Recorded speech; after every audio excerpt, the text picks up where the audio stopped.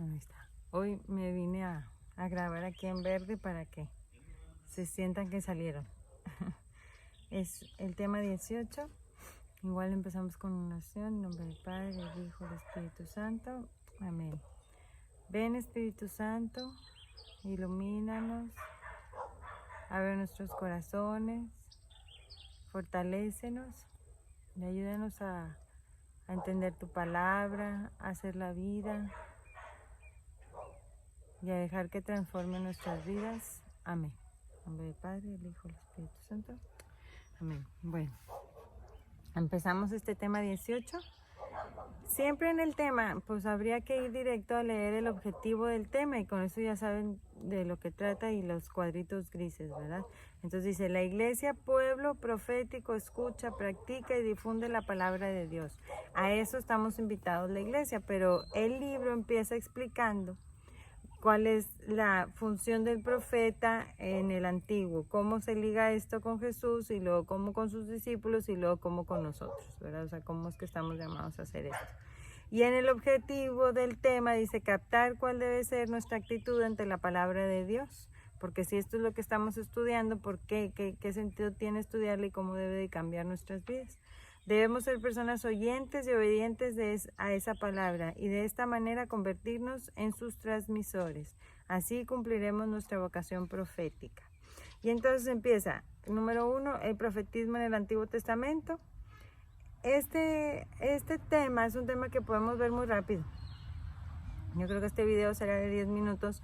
El chiste de este tema, o sea, en sesión en presencial hubiéramos hecho una actividad en donde meditamos cada una de las citas que vamos a ir haciendo referencia para nivel personal. O sea, yo, sobre todo las de los discípulos en el Nuevo Testamento, o sea, yo como discípulo de Jesús, yo como bautizado, simplemente como bautizado, ¿a qué estoy llamado a hacer? Cuando al bautizarme recibo el Espíritu Santo, que era lo que distinguía a los profetas de los no en el Antiguo Testamento. Quien era profeta en el Antiguo Testamento era aquel que tenía el Espíritu de Dios. Hoy todos lo tenemos.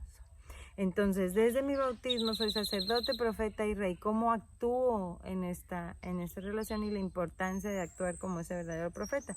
Y entonces habla aquí de que hace referencia al tema 7 que ya se vio del profetismo de Israel, cómo ellos tomaban el profeta. El profeta era aquella persona elegida por Dios que comunicaba, ¿verdad? El profeta es el hombre de Dios, del espíritu, de la palabra y del pueblo. Su misión era anunciar y denunciar el pecado, o sea, anunciar la salvación y denunciar las cosas que hacía mal el pueblo.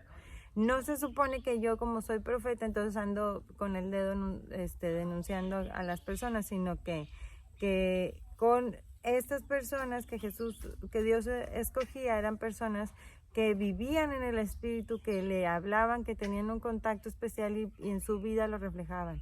Por eso la vida del profeta era distinta, era una vida de coherencia.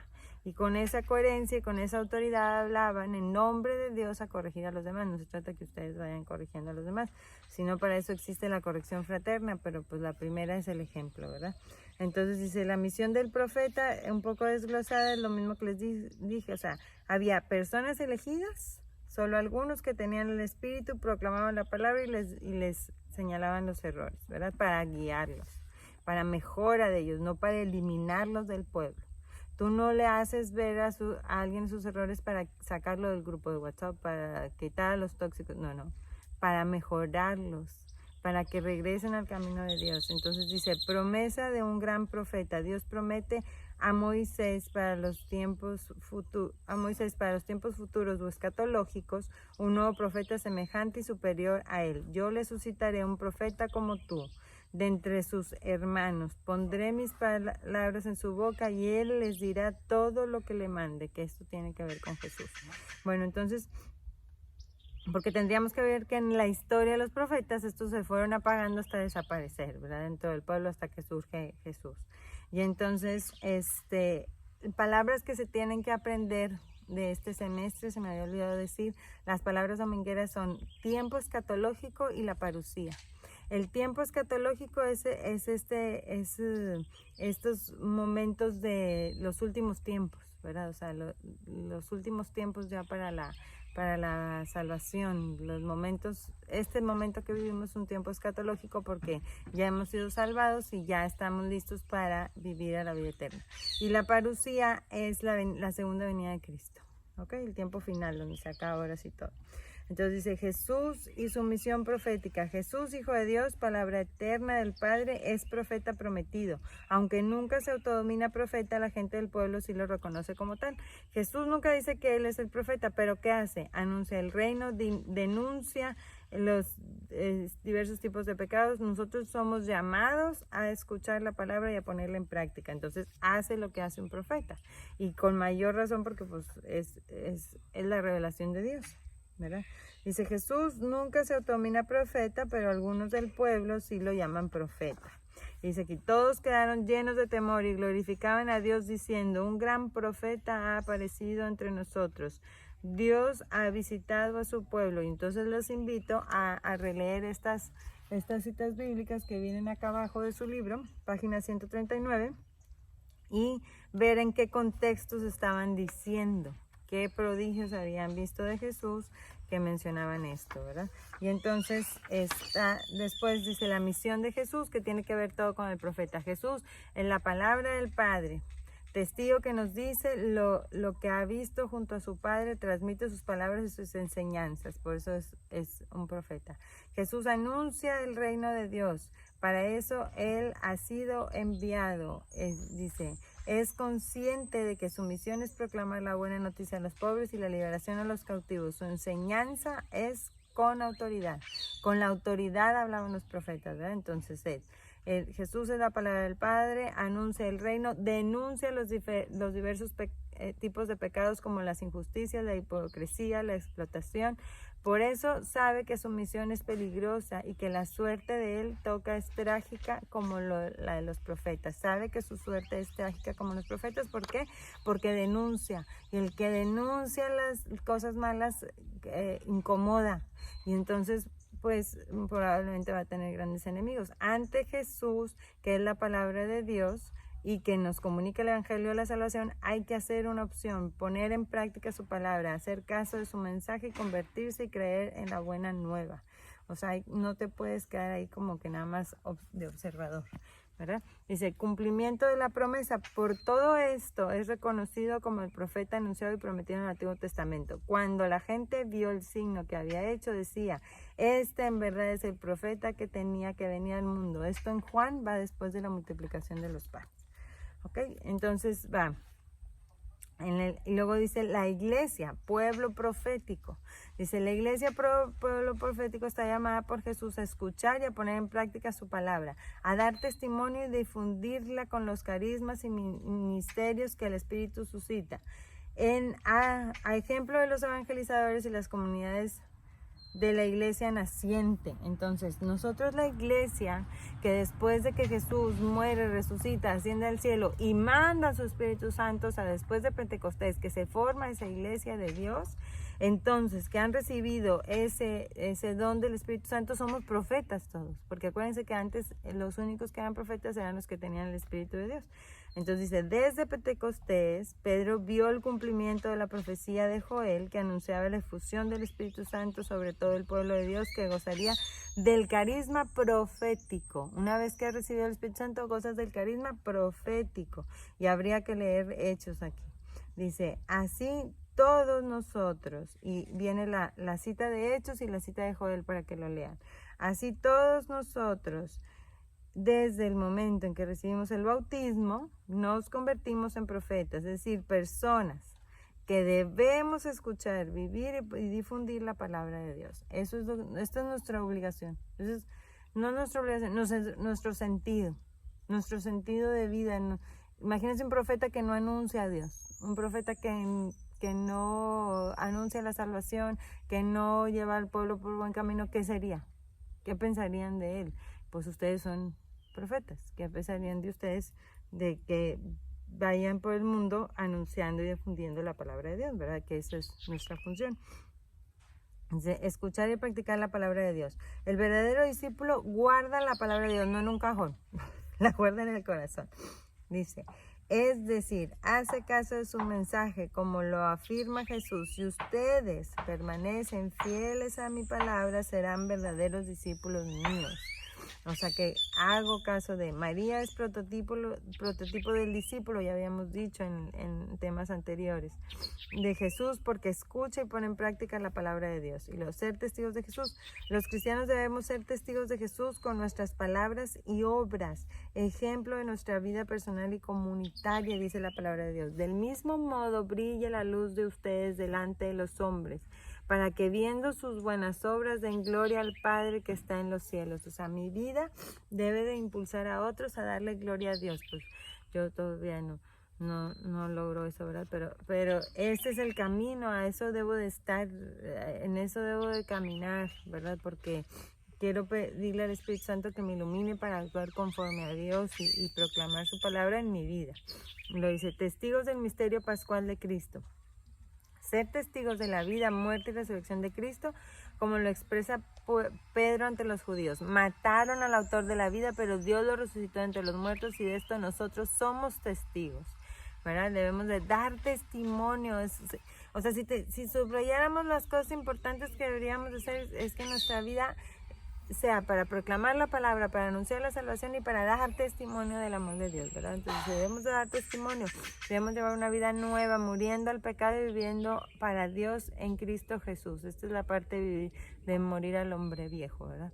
Dice, ser testigos de la vida divina manifestada en Jesús y comunicada a todos nosotros, para que estemos en comunión con Dios y con nuestros hermanos. Y está en Juan, primera de Juan 1, del 1 al 4, eso hay que leerlo.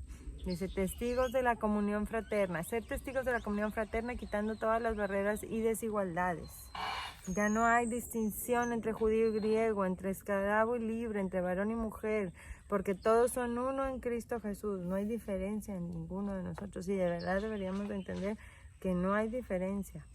Proclamar la palabra con valentía. Ahí viene lo bueno. Ahí viene lo bueno, dice, llamados a proclamar la palabra de Dios con valentía. Hay que predicar. Este ha sido el mandato explícito de Jesús. Vayan a todo el mundo y proclamen la buena noticia a toda criatura. Predicar con valentía y libertad. Debe llevarse a cabo con valentía y libertad. Su proclamación debe llevarse con valentía y libertad. Dice, la libertad y la valentía deben de ser notas distintivas de los que proclaman la palabra de Dios. Las persecuciones son el resultado de llevar una vida, de proclamar con libertad y con valentía, ¿verdad? No, tener mucho cuidado que la línea es delgada. Con libertad y valentía no quiere decir insultando y hiriendo al hermano, porque Jesús no hacía eso. Entonces tendríamos que proclamar en la verdad, como Jesús, que ni siquiera juzga a la prostituta que van a apedrear, sino le ayuda, ¿verdad? Y con firmeza y con valentía se enfrenta ante aquella situación donde él podría haber resultado apedreado. Dice, las persecuciones son el resultado lógico de esta predicación libre y valiente. El Señor Jesús ya las había predicho. Y vienen estas citas que sería bueno que las leyeran. Y fueron un hecho constatable desde el inicio de la comunidad, ¿verdad? O sea, habla, él dijo serán perseguidos, donde habla que serán, las predijo en Mateo, en Lucas, en Juan, y luego es constatable en la vida en la que llevaron los discípulos, en Hechos, en Corintios, en las cartas, en donde se veía cómo estaba viviendo en las comunidades y eran perseguidos, ¿verdad? Ejemplos de esta labor profética, entonces vamos a tener ejemplos de algunos de los apóstoles y de las comunidades. Esteban, el primer mártir, que dice, va y evangeliza con libertad a pesar de que sabe que va a ser matado, ¿verdad? Con toda libertad y fuerza del Espíritu habla ante los judíos momentos antes de dar la vida por el Señor. Felipe, bajo las órdenes del Espíritu Santo, se dedica a evangelizar, como lo hace en Samaria, Azoto, Cesarea, y con el eunuco que va en el carro leyendo la Escritura. Y entonces aquí viene esa parte donde Dios lo llama, lo mueve el Espíritu Santo. Entonces aquí habría otra característica, ¿verdad? Porque los profetas tienen el Espíritu Santo, nosotros lo tenemos, pero nos dejamos mover por él, ¿verdad? Porque de nada sirve, pues lo tengo guardado, como guardar la palabra, no. Lo tengo y lo dejo moverse, ¿verdad? Entonces dice, en Hechos 8, 29, tendrían que leerle un poquito antes, pero supongamos ahí, dice... En aquel momento regresaba sentado en su carro leyendo al profeta Isaías. El Espíritu dijo a Felipe, acércate y ponte junto a ese carro. Felipe corrió hasta él y oyó leer al profeta Isaías. Le preguntó, ¿entiendes lo que vas leyendo? Él respondió, ¿cómo lo puedo entender si nadie me guía en la lectura? El antíope rogó a Felipe que subiese y se sentase con él. El pasaje de la escritura que iba leyendo fue llevado como una oveja a matadero y como cordero mudo delante del que lo trasquila. Si él no abre la boca, en su humillación le fue negada la justicia. ¿Quién podrá contar su descendencia? Porque su vida fue arrancada de la tierra. El eunuco preguntó a Felipe, te ruego que me digas de quién dice esto el profeta, ¿de sí mismo o de otro?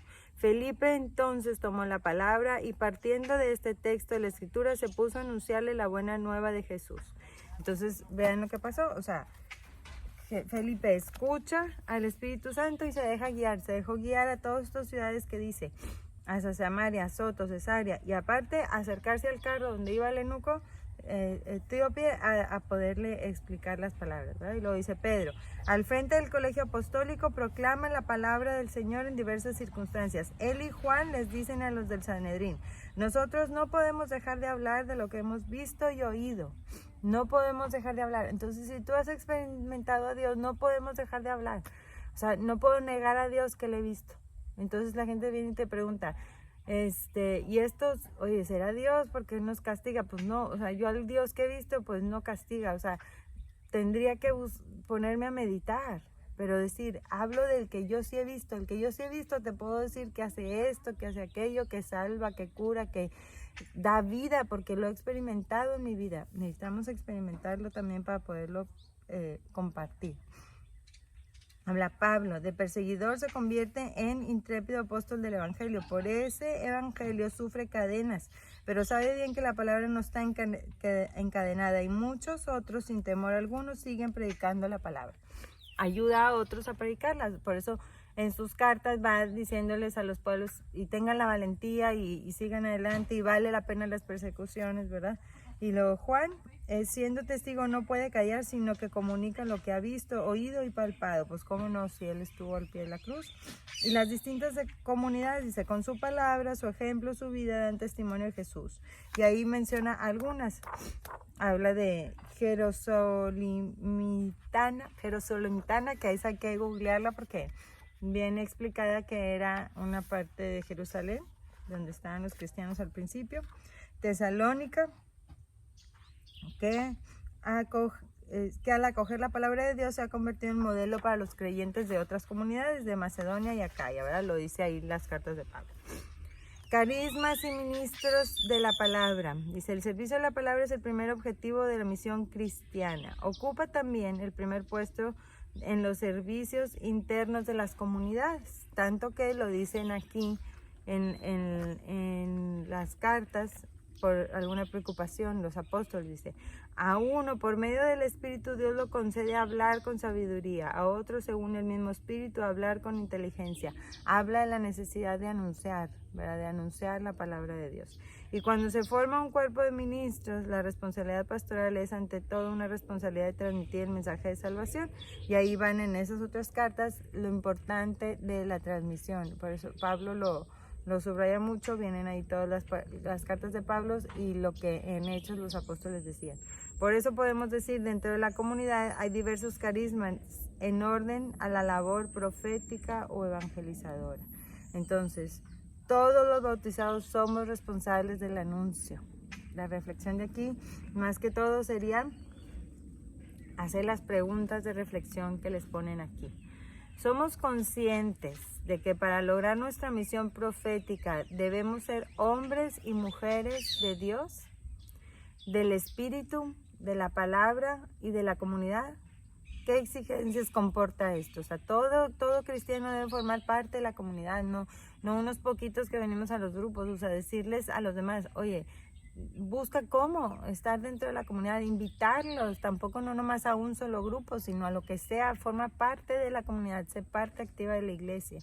Si el auténtico profeta primero escucha y se esfuerza por poner en práctica la palabra de Dios. ¿Qué tanta coherencia hay entre lo que nosotros creemos y lo que nosotros vivimos? Sería la primera cosa. Y no rendirme por decir, no hay coherencia, entonces ya no puedo ser profeta. No, pues búscala, ¿verdad? Busca la coherencia.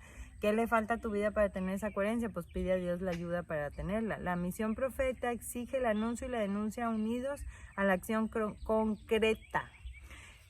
La acción concreta, tienes que hacer cosas, o sea, tu vida, tu ejemplo, tu primera misión, tu familia, luego estar, también tu función en la iglesia, no, entonces no hago la familia, no hago la iglesia, no, voy haciendo poquito de todo, aunque sea, pero ve participando en todo, ¿verdad? Y decir esta parte que dice aquí, ¿nos limitamos solo a hablar o también actuamos? No solo es evangelizar, sino que mis hechos tengan mayor impacto que lo que digo, ¿verdad? Entonces, una coherencia de vida. Y en esto también decir, actuar en lo chiquito. Si actúas en todo, se va viendo más, o sea, actuar en cómo contesto los chats, en cómo reacciono ante la gente, en cómo saludo, en cómo hago mis labores, en cómo hago mis quehaceres, en cómo trato y contesto a los demás, en cómo soy paciente, o sea, intentar ver en lo chiquito, porque luego queremos ver lo grande y luego en lo evidente, en las acciones evidentes que Dios te invite a colaborar, pues no negarte a ellas, ¿verdad? Porque eso ya es evidente, la necesidad que tiene de ti, pues no negarse a ellas. El ministro profético exige libertad y valentía en nuestras comunidades cristianas. ¿Qué tan libres somos ante quienes tienen el poder económico, político o ideológico? También actuar. No nomás ir a rezar a la iglesia, actuar. Ahorita ante esta situación necesitamos estar dando opciones, ¿verdad? Comunicándonos con el gobierno y pues necesitamos ayuda. No, esta pandemia pues no puede paralizarnos, o sea, ver qué hacer, en qué podemos colaborar o exigir y unir fuerzas. A lo mejor ya hay alguien que está poniendo eso, estar actualizados en la información importante, no la que mandan por WhatsApp. Bueno, a lo mejor alguna que mandan por WhatsApp es buena, hay válida, pero hay mucho fake news. Entonces, también intentar ver cómo sí ser útiles, o sea, a ver, hacia qué organización tengo que ir a informarme, cómo hacer esto, cómo hacer lo otro, o sea, cómo participar. Está la iglesia teniendo también una necesidad, porque no estamos yendo a ella. ¿Cómo participar? ¿Cómo en equidad? Oye, es que no puedo con todo. No, nadie podemos con todo. Pero poquito para todos sí podemos, ¿verdad? Entonces un poco de congruencia. ¿Qué podemos hacer para difundir el estudio y la reflexión en torno a la palabra de Dios en nuestras familias, en nuestros barrios y comunidades? Lo que puedan hacerlo. Es difícil, yo sé, y aparte nadie es profeta en su tierra. Entre más uno hace, pues más lo califican, pero bueno, no importa, a lo mejor la vida, si tu vida va cambiando, pues va creando una curiosidad de, oye, pues sí, ya eres más amable, ya eres más amigable que antes, bueno, entonces ahora sí coméntame un poquito, o entre tus reflexiones, pues si siempre metes a Dios indirectamente, o lo mismo que dice la palabra, pues la gente también va a ir aprendiendo eso, ¿verdad? Entonces, bueno, pues a reflexionar, y este es el sentido de este tema, que lo disfruten.